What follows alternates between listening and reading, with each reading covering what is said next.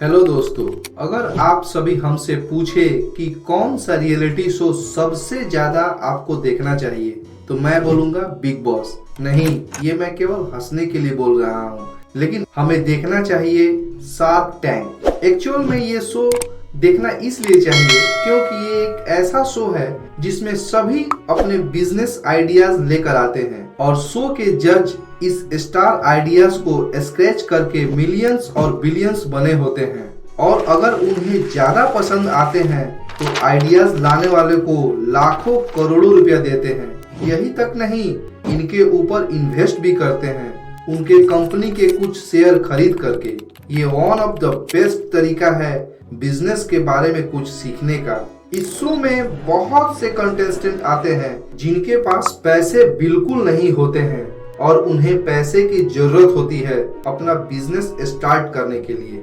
अगर ये शो आप देखोगे तो आपकी बहुत बड़ी गलतफहमी दूर हो जाएगी कि आपको बहुत बड़ा बिजनेस स्टार्ट करने के लिए कभी कभी ज्यादा पैसे की जरूरत नहीं होती है। अगर आपका आइडियाज अच्छे हैं, आपका प्लान सुंदर है, तो आप अपना बिजनेस स्टार्ट कर सकते हैं बिना पैसा इन्वेस्ट करके। जैसे कि OPM, इसका मतलब होता है अदर पीपल मनी, यानी सीधे तौर पर हम कह सकते हैं कि दूसरों के पैसे से अपना बिजनेस स्टार्ट करना।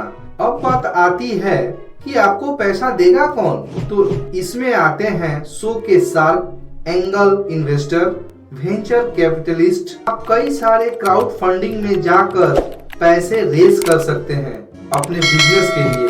अभी मैं शार्क टैंक की बात इसलिए नहीं बता रहा हूँ क्योंकि इसमें आप बहुत कुछ सीख सकते हैं, बल्कि मेन बात यह है कि आज मैं जिस बुक की समरी देने वाला हूँ वो है डेमॉन जॉन की the power of drop. Daemon shark tank के एक बहुत बड़े जज हैं जिन्होंने केवल $40 से अपना बिजनेस स्टार्ट करके उनको एक मल्टी मिलियनियर बनाया।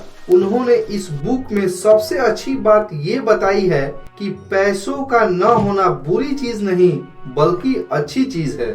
OPM में इन्होंने कहा है कि कई बार कोई भी बिजनेस के स्टार्ट करते समय अगर आपके पास पैसे नहीं हैं तो ये खराब नहीं बल्कि अच्छी चीज है। कैसे, क्यों और कौन सा बिजनेस आप बिना पैसे के कर सकते हैं, चलिए इस बुक के कुछ इंपॉर्टेंट बात बता करके एक्सप्लेन करूंगा। Number 1, money problem. मान लीजिए किसी व्यक्ति को खूबसूरत टोपी यानी फैंसी हैट बेचने का बिजनेस करना है और उसके पास बहुत सारे पैसे हैं, तो वो सबसे पहले इसके डिजाइनर के पास जाएगा, उससे अच्छी अच्छी हैट्स बनवाएगा और फिर मार्केट में एक अच्छी दुकान लेगा जहां ज्यादा से ज्यादा अमीर लोग आते जाते रहते हैं क्योंकि उसका टारगेट भी वही होता है। अब वो दुकान भरने के लिए बहुत सारे हैट्स भी लेता है जिसमें उसे बहुत सारे डिस्काउंट भी मिलता है। इसके बाद वो बहुत सारे मार्केट कैंपेनिंग भी करता है पैसा इन्वेस्ट करके। देखा जाता है इतना सारा पैसा इन्वेस्ट करने के बाद भी उसे प्रॉफिट नहीं होता है और उसका बिजनेस डूब जाता है। अब एक और आदमी है जिसके पास पैसे नहीं होते हैं और उस आदमी को भी यही बिजनेस करना होता है, लेकिन उसके पास पैसे नहीं होने के चलते वो डिजाइनर से डिजाइन करवाने के बजाय वो खुद ही डिजाइन करता है। कोई ऑनलाइन वेबसाइट से सर्च करके बिना पैसा खर्च किए किसी भी टूल्स का इस्तेमाल करके हैट्स तैयार करता है, फिर उसे सोशल मीडिया पर अपलोड करता है अलग अलग जगह पर, क्योंकि उसके पास तो दुकान के पैसे नहीं है। इसी वजह से वो अपने बनाए हैट्स को ऑनलाइन बेचने की कोशिश भी करता है और तब उसे पता चलता है कि फैंसी लुक के बजाय स्टूडेंट उस हैट्स को ज्यादा खरीद रहे हैं ऑनलाइन। फिर वो उतनी ही टोपी बनवाता है जितना उसको ऑर्डर मिलता है। ऐसा करने से सबसे कम समय में उसको अपने बिजनेस में ज्यादा प्रॉफिट देखने को मिलता है। फिर धीरे धीरे उसको बहुत कम समय में ही ज्यादा प्रॉफिट हो जाता है। अब आप कहोगे कि पहले उसने ऐसा क्यों नहीं किया, तो सीधी सी बात है जिसके पास पैसे होते हैं उनके सोचने का तरीका ही अलग होता है, और जिनके पास पैसे नहीं होते हैं वो अपने दिमाग को बंदूक की तरह इस्तेमाल करके यूज करते हैं। अच्छे अच्छे जुगाड़ आपको गरीब लोग ही निकालते हैं।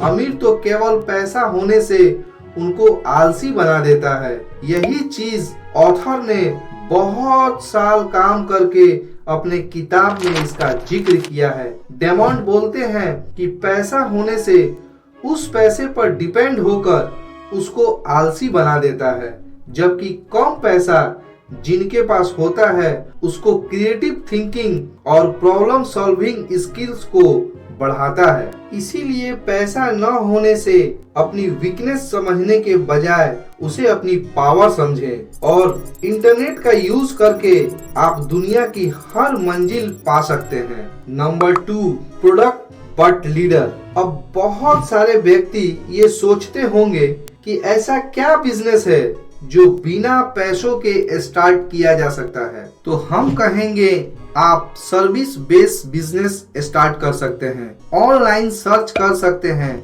बिना पैसा इन्वेस्ट किए। इसमें सबसे मेन बात यह है कि आपको कौन सा बिजनेस करना चाहिए। किसी भी बिजनेस का मेन पार्ट होता है उसका लीडर, यानी आप। बहुत से सोशल मीडिया आई, लेकिन जब फेसबुक चला तो इसके पीछे एक ही इंसान था, एप्पल, अमेज़न, टेस्ला। इन सब के पीछे उनका अच्छा बिजनेस और सर्विस तो था ही, लेकिन उससे भी ज्यादा इम्पोर्टेंट उसके लीडर थे, जिसकी वजह से उसके बिजनेस हिट है। सिमिलरली मैं आपको बता रहा हूँ कि आपको वो एक ग्रेट लीडर बनाएंगे, क्योंकि जो भी बिजनेस आप करेंगे उसमें आप हिट हो जाएंगे, क्योंकि आप ग्रेट लीडर का रोल करेंगे। एग्जाम्पल, जैसे शार्क टैंक के पास ग्रेट आइडियाज होते हैं, लेकिन अगर शार्क के जज को लगता है कि उनके लीडर में वो बात नहीं है तो वे उनके आइडियाज पर इन्वेस्ट नहीं करते हैं, क्योंकि उसमें ग्रेट लीडर ही नहीं होते हैं। इसीलिए आप ग्रेट लीडर ही बनो। जैसे पैसे नहीं होने पर भी क्रिएटिव दिमाग लगाकर बिना पैसा इन्वेस्ट किए एक ग्रेट लीडर बनो। Number 3, authenticity speak. एक आदमी अगर बहुत मोटा है और उसके पास बहुत सारे पैसे हैं तो उसे अच्छी और खूबसूरत लाइफ पार्टनर मिल सकती है, लेकिन दूसरी ओर एक लड़की जो बहुत ही दिखने में अच्छी हो और अट्रैक्टिव कपड़े पहनती हो तो उसे भी अच्छा लाइफ पार्टनर मिल जाता है। पर क्या आपको लगता है कि एक रिलेशनशिप जो पैसे के वजह से या अट्रैक्शन के वजह से टिका है वो बहुत स्ट्रांग होगा या ऑथेंटिक होगा? क्या होगा जब वो आदमी गरीब हो जाए, या क्या होगा जब वो लड़की वक्त के साथ अच्छी दिखने में न लगे? तो क्या तब भी वो रिलेशनशिप वैसा ही रहेगा जो पैसे की वजह से या खूबसूरती की वजह से टिका था? ठीक वही चीज डेमंड भी बोलते हैं कि बिजनेस के साथ भी यही चीज होती है। जो बिजनेस पैसे के वजह से होती है वह एक्चुअल में स्टेरॉयड पर टिकी बॉडी जैसी होती है।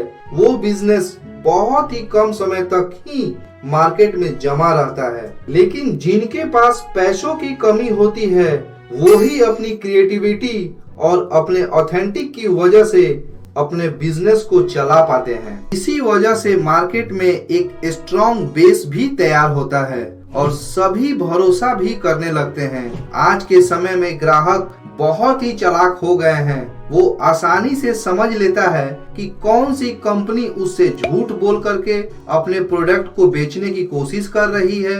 इसी वजह से बड़े बड़े मार्केट कैंपेनिंग में भी ज्यादा इन्वेस्टर नहीं जुटा पाते हैं, लेकिन छोटे छोटे इन्वेस्टर अपने क्रिएटिविटी की वजह से सोशल मीडिया यूज करके अपने ऑथेंटिक होने का सबूत पेश करती है। तो चाहे आप टी शर्ट बेचते हो या आप वीडियो बनाने का बिजनेस करो, व्यूअर्स को आपके ऊपर ज्यादा विश्वास होता है। Number 4, stay hungry. Gigi Butler एक हाउसकीपर थी। वो घर साफ करने का काम किया करती थी, लेकिन उनमें काम करके पैसा कमाने का जुनून था, इसीलिए साथ में वो कप केक्स बनाकर बेचने का भी काम किया करती थी। और उनके बनाए कपकेक्स मार्केट में मिलने वाले कपकेक्स से अच्छे थे। तो उन्होंने अपने सिंपल आइडियाज के साथ लोन लेने के लिए बैंक में गई तो सभी उन पर हंसने लगे और कहा कि कप्स केक के लिए लोन कौन देगा। लेकिन उनके अपने क्रेडिट कार्ड के बेस पे $100,000 निकालने का ऑफर दिया। उनके लिए वो एक बहुत बड़ा रिस्क था, लेकिन उन्होंने वो रिस्क लिया, यहाँ तक कि उनके घर भी दांव पर लग गए। लास्टली उन्होंने अपना काम शुरू किया और बहुत दिनों तक उन्होंने मेहनत की, यहाँ तक कि देर रात तक उनको काम करना पड़ता था, लेकिन उन्होंने कभी भी हार नहीं मानी। और एक समय ऐसा आया कि पूरे अमेरिका में उनके 100 से भी ज्यादा दुकानें थी और वो मल्टी मिलियनर बन गई। देखो, कपकेक्स बहुत बनाते हैं, बहुत अच्छे भी बनाते हैं, लेकिन गिगी बटलर जैसा जुनून सबके अंदर नहीं होता है। वो भूख होनी चाहिए पैसा कमाने के लिए, तभी ही कोई अमीर बन सकता है। Number 5, do research. पहले चिट्ठी कबूतर के सहारे भेजी जाती थी, लेकिन अब ट्विटर के माध्यम से भेजी जाती है। पहले लाइब्रेरी में लोग नोवेल देखते थे, अब गूगल पे सर्च करते हैं। पहले नए लोगों से बात करने के लिए घर से बाहर जाना पड़ता था और अब सोशल मीडिया यूज करते हैं। बस यही है कि सब चीज ऐसी ही है, लेकिन अब नया टेक्नोलॉजी लोग यूज करने लगे हैं। आप भी नई नई चीजों को खोज सकते हैं। एग्जाम्पल, स्टारबक्स से पहले भी कई कॉफी ब्रांड थे, लेकिन स्टारबक्स ने भी नई खोज करके कई कॉफी हाउस बनाए जिसमें सभी आकर बैठते थे, आराम से बैठकर बातें किया करते थे बिना बोर फील किए हुए। बाद में चाइना में भी पॉपुलर होने के लिए टी ब्रांड ड्रिंक्स ज्यादा रखे, क्योंकि चाइनीज लोगों को खाने के साथ ज्यादा चाय पसंद है। ये फीडबैक वो दूसरों से लेने के बजाय जो उनके स्टोर में आते थे उनसे वे फीडबैक लेकर उन पर रिसर्च करके अपने स्टोर को बनाते थे।